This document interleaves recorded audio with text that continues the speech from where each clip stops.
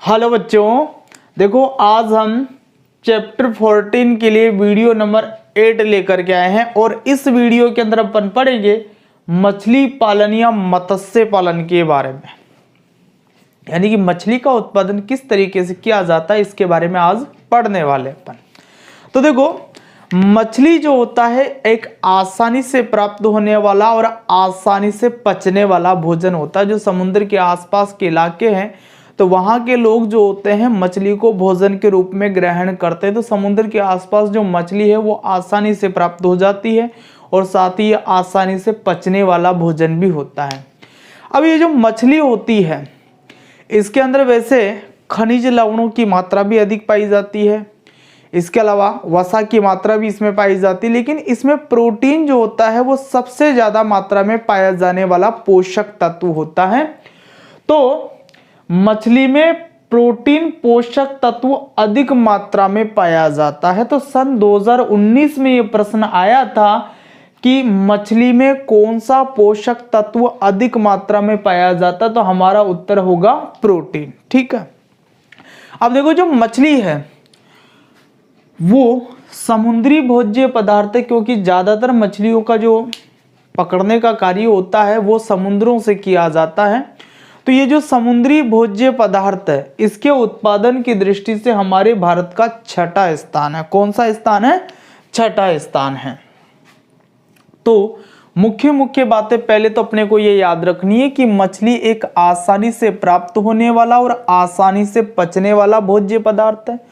ये 2019 में पूछी गई बात है। मछली में प्रोटीन पोषक तत्व अधिक मात्रा में पाया जाता है या अधिकतम मात्रा में पाया जाता है, और भारत का विश्व में समुद्री भोज्य पदार्थ उत्पादन की दृष्टि से कौन सा स्थान है? छठा स्थान है। ठीक है, अब देखो मछली का जब अपन पालन करते हैं, वैसे तो क्या होता है कि प्राकृतिक रूप से जो समुद्र है, नदियां है, तालाब है, वहां मछलियां प्राकृतिक रूप से पाई जाती है तो वहां से उनको पकड़ लिया जाता है। लेकिन कृत्रिम परिस्थितियों के अंदर भी अपन मछलियों का पालन करते हैं।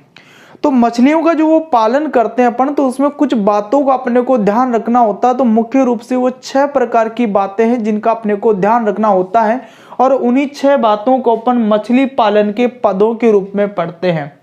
तो हम क्या पढ़ेंगे? मछली पालन की जो पद है उसके बारे में पढ़ेंगे। तो ये 6 पद है टोटल।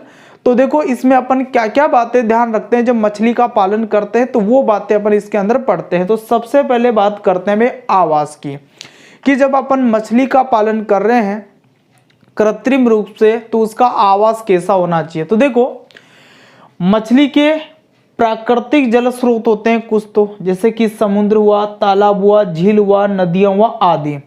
तो यहाँ पर मछली पालन करने की आवश्यकता नहीं होती है। प्राकृतिक रूप से यहाँ पर मछलियां जो है पलती है और सीधे हम वहां पर जाल डाल करके मछलियों को पकड़ते हैं। तो मछली के जो प्राकृतिक जल स्रोत है उसमें तो आ गए समुद्र, तालाब, झील, नदियां आदि। लेकिन हम कृत्रिम जलाशय बनाते हैं और कृत्रिम जलाशय बना करके वहां पर भी मछली का पालन करते हैं। तो कृत्रिम जलाशय के निर्माण के लिए चिकनी मिट्टी वाला जो स्थान है वो सर्वाधिक उचित माना जाता है। तो ये याद रखना है, महत्वपूर्ण बात है कि चिकनी मिट्टी वाले स्थान को कृत्रिम जलाशय निर्माण की दृष्टि से अच्छा माना जाता है। ये बात इंपॉर्टेंट है, हमें याद रखनी है।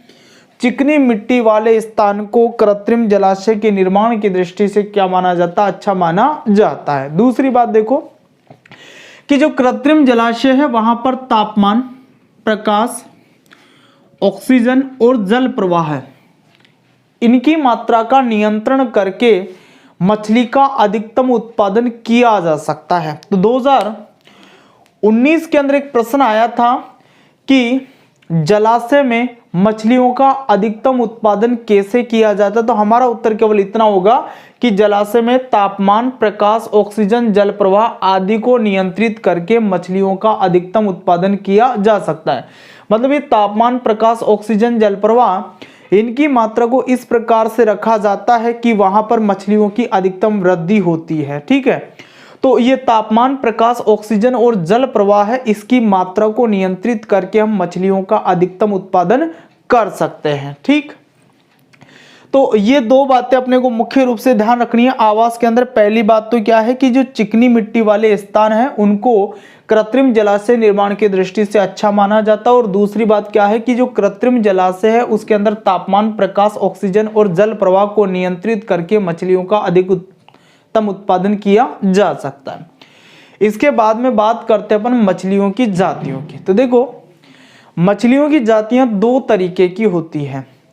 एक तो लवणीय, लवणीय का मतलब जो खारे पानी में रहने वाली जातियां होती है, जैसे समुद्र का पानी खारा होता है या कुछ खारे पानी की झीलें होती है तो उसके अंदर कुछ मछलियां रहती है।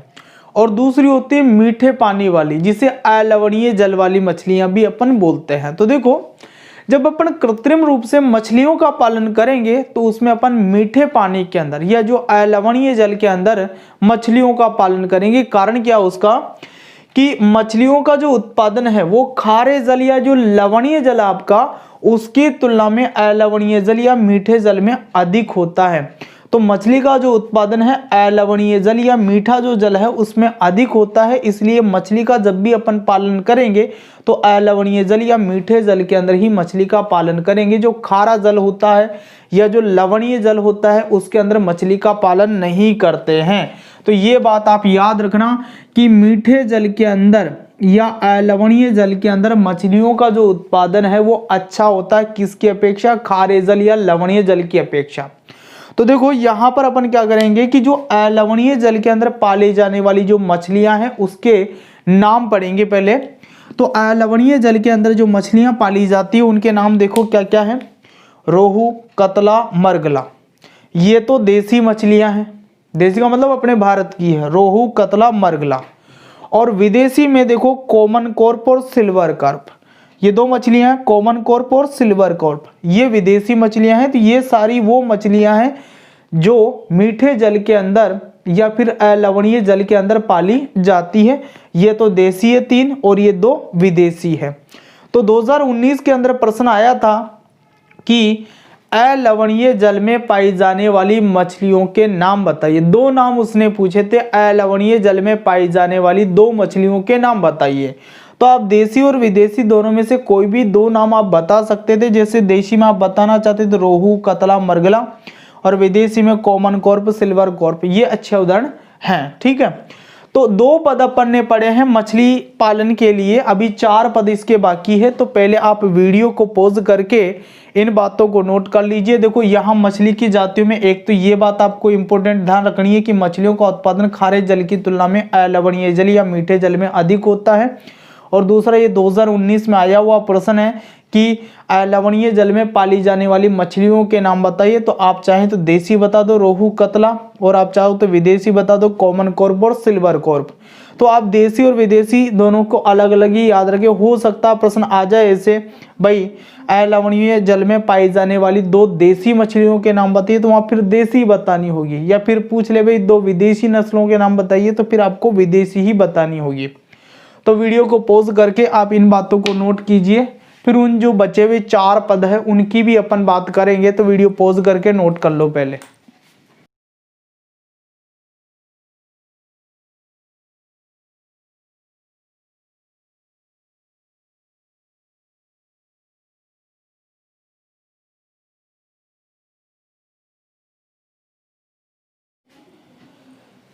ठीक है भाई, किया आपने नोट।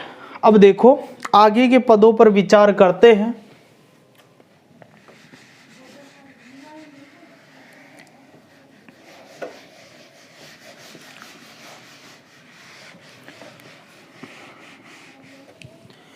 तो 2 के बाद में तीसरा पद अपन लेते हैं।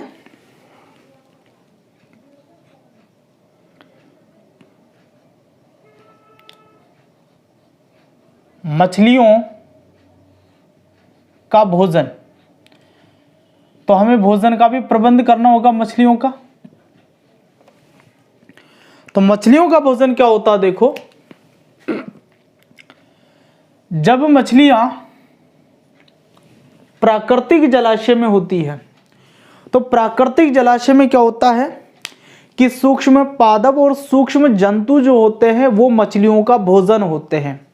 लेकिन जब अपन कृत्रिम जलाशय के अंदर मछली का पालन करने वाले होते हैं तो उस दौरान हमें मछलियों को भोजन देना होता है। तो चावल की भूसी, गेहूं की चापड़, अनाज के टुकड़े, बादाम की खली, सोयाबीन आदि पदार्थों को अपन क्या कर सकते हैं, मछली के भोजन के रूप में दे सकते हैं। ठीक है, तो देखो क्या याद रखना अपने को कि प्राकृतिक जलाशय में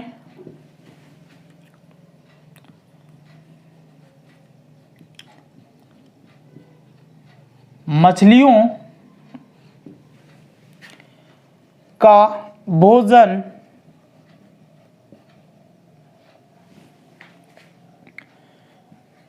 जलीय सूक्ष्म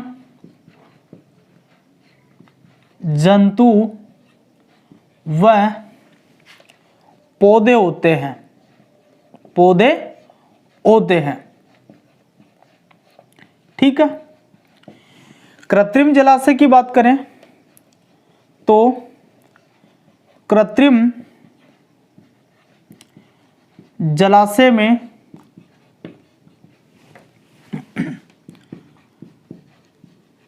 चावल की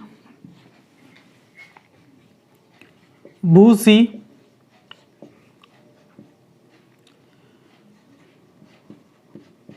अनाज के टुकड़े,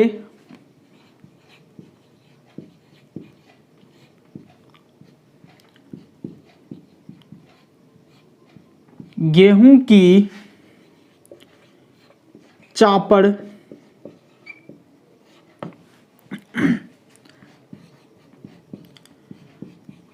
बादाम की खली,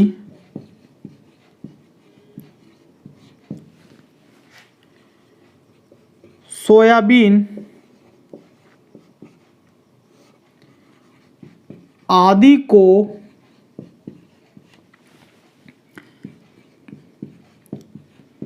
भोजन के रूप में दिया जाता है। ठीक है, तो देखो एक प्रश्न आया था 2019 में ही कि मछलियों का भोजन क्या होता है। तो मछलियों का भोजन आपको पता है कि प्राकृतिक जलाशय के अंदर तो जलीय सूक्ष्म जंतु और पौधे होते हैं मछलियों का भोजन, और कृत्रिम जलाशय के अंदर चावल की भूसी, अनाज के टुकड़े, गेहूं की चापड़, बादाम की खली, सोयाबीन आदि को क्या किया जाता है, भोजन के रूप में दिया जाता है। ठीक है, इसके बाद में 3 पद हो गए, चौथे पद की अपन बात करते हैं। तो देखो चौथा जो पद है उसमें अपन बात करते हैं मत्स्य उत्पादन की।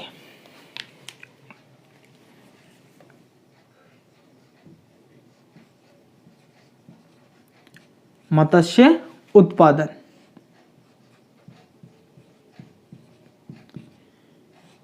या फिर मछली उत्पादन। तो देखो इसमें क्या बात है, क्या हमें याद रखना है। तो इसमें वो प्रक्रिया शामिल है भाई जिसके अंदर अपन क्या करते हैं कि कृत्रिम जलाशय के अंदर मछली के जो बीज है वो कैसे तो लाए जाते हैं और कैसे उनको बड़ा करके जाल की सहायता से पकड़ करके फिर बेचा जाता। तो ध्यान देना भाई, कुछ नदियां हैं जैसे गंगा, यमुना, ब्रह्मपुत्र। तो इन नदियों के अंदर क्या होते हैं कि मछलियों के प्रजनन स्थल होते हैं। कौन से स्थल होते हैं? प्रजनन स्थल। मतलब ऐसे स्थान होते हैं जहां पर आकर के मछलियां जनन करती है। तो जब वो जनन करती है ना तो भाई बीज देती है पानी के अंदर। क्या देती है? बीज देती है। मछलियों के जो अंडे होते हैं वो कुछ आवरण के अंदर रहते हैं, तो उसे अपन बोलते हैं बीज। तो इन प्रजनन स्थलों पर क्या होती है कि मछलियां जो होती है वो क्या देती है, बीज देती है। ठीक है, अब ये जो बीज है इन प्रजनन स्थलों पर, गंगा यमुना जो ब्रह्मपुत्र नदियां हैं इनके जो प्रजनन स्थल है, तो ये जो बीज यहाँ पर दिए गए हैं इनको विशेष जाल की सहायता से हम एकत्रित करते हैं। ठीक है, फिर इन बीजों से निकलते हैं साहब अंडे। क्या निकलते हैं, अंडे निकलते हैं। इन अंडों से निकलती है जीरा। जो अंडे हैं उनसे छोटी छोटी मछलियां निकलती है और उन छोटी छोटी मछलियों को बोला जाता है जीरा। इन जीरा से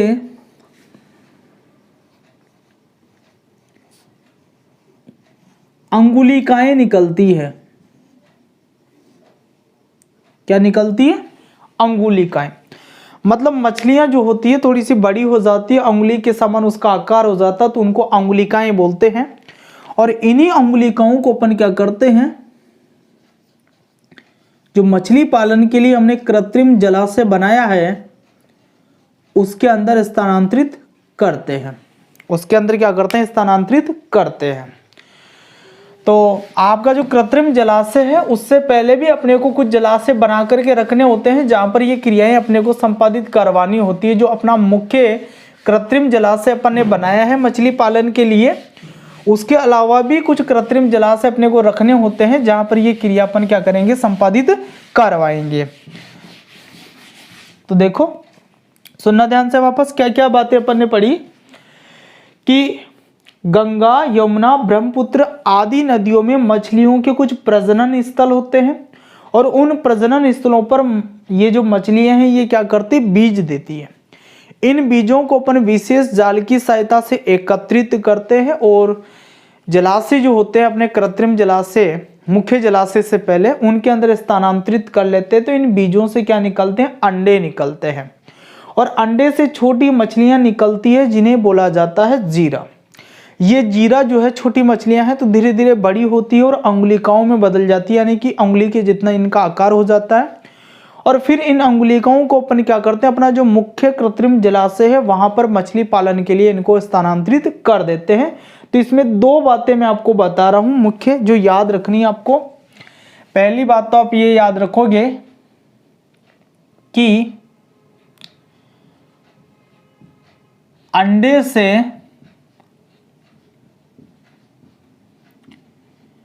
निकलने वाली छोटी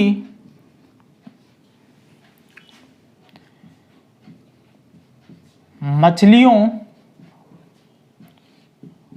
को जीरा कहते हैं। जीरा कहते हैं। एक बात तो ये याद रखनी है आपको। दूसरी बात क्या याद रखोगे कि अंगुलिकाओं को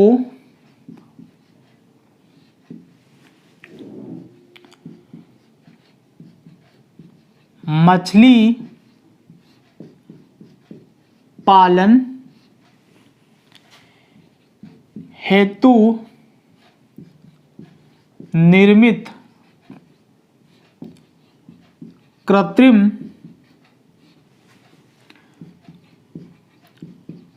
जलाशय में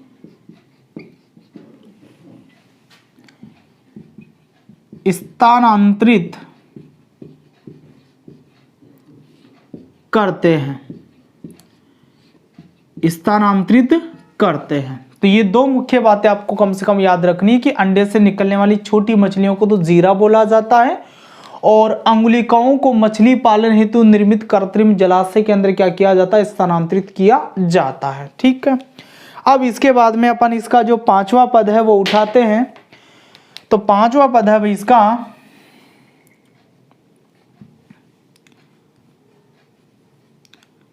मछली संग्रहण।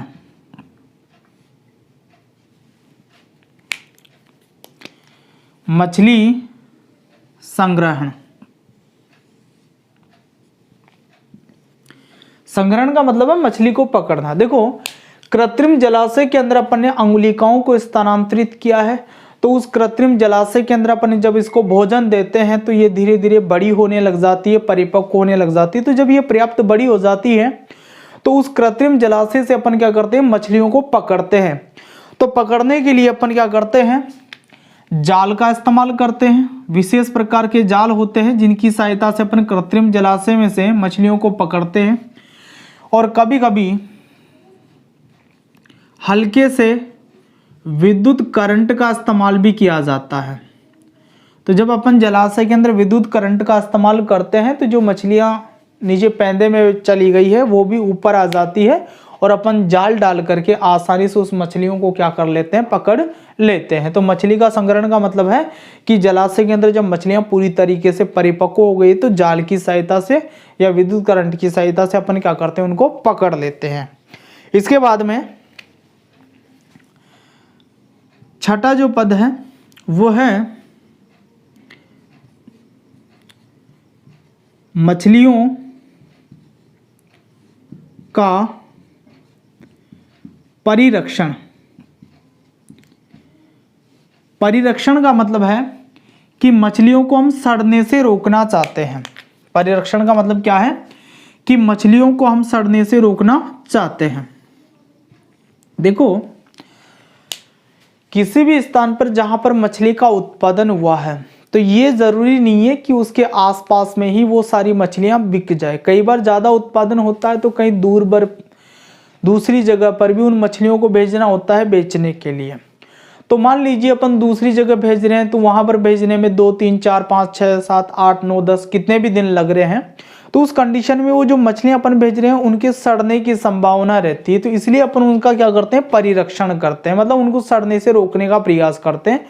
तो ऐसे प्रयास के अंदर अपन क्या करते हैं, जो मछलियां हैं उनको बर्फ में दबा करके रखते हैं। किसमें दबा करके रखते हैं, बर्फ में दबा करके रखते हैं। बर्फ में दबा करके उनको पेटियों में बंद करके जहां पर भी हमें भेजना होता है वहां भेजते हैं। तो इससे मछलियों का परिरक्षण हो जाता है, मछलियां खराब नहीं होती है, मछलियां सड़ती नहीं है। ठीक है, तो ये मत्स्य पालन या जो मछली पालन है उससे संबंधित 6 पद आपके सामने आ गई हैं। तो वीडियो को पॉज करिए और इन बातों को भी आप नोट कर लीजिए।